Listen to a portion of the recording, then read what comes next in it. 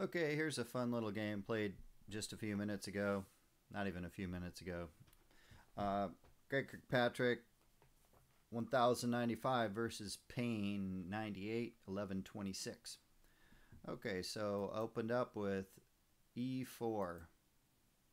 Counterplay to e6. Knight to f3. Pawn to d6. Not sure what he's got going on here. He's kind of blocked this bishop from getting out, and he's blocked this bishop from getting out. Don't know why he's doing that exactly. But he's 1126. He knows what's going on, I guess. So I come out with d4. I'm protecting these squares here, attacking all these things here. And he decides to pull his pawn out to d5. I come up e5.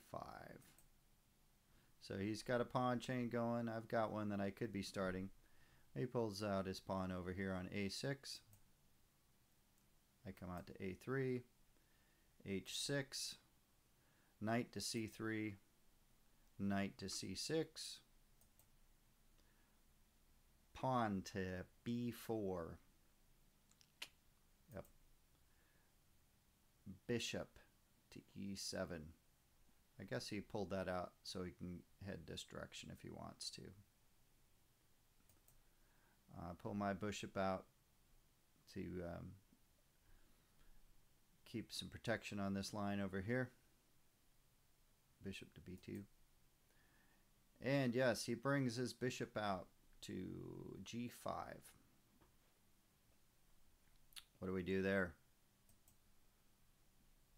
Pull the pawn out so these squares don't look good to him. This square does not look good to him. This one does not look good to him. And he pulls out his pawn. Bad move. That's a bad move. Why? Because I pull my pawn out and I trap his bishop in there. So why does he come down here? He does. I guess he wants me to pull this pawn out. So I do. Pawn takes e3. His pawn takes my pawn. F takes e5. And knight takes e5. So far things are starting to materialize here. Comes out with his knight. I pull my knight out over here. Pawn takes c6. Bishop to h3. Okay, he's had enough. He's going to castle.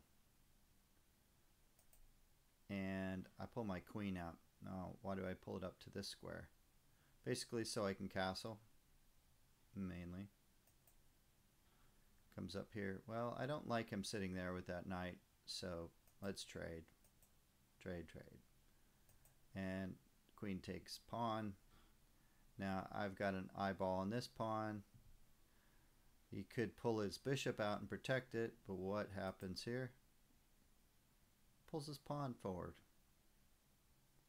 Alright, so he's wanting to control some pressure down the center line here. So take that pawn. Well, I've got this rook here. He could pull this bishop out. He could pull the bishop out here, protect it with the queen. He comes over here with his bishop. Why? I don't know, because bam, take the bishop. So things going downhill for him. He pulls over here. I take the pawn with my bishop. Now we got some open lines here with this rook. We've got the queen ready to fire down this hole. And I've got my rook kind of trapped behind this pawn. I don't really like it there at all. So he comes up with his rook to maybe look at attacking here. But thing is, I could take the rook. Do I? No. I do not. Why didn't I? Interesting question. I put him in check. Moves the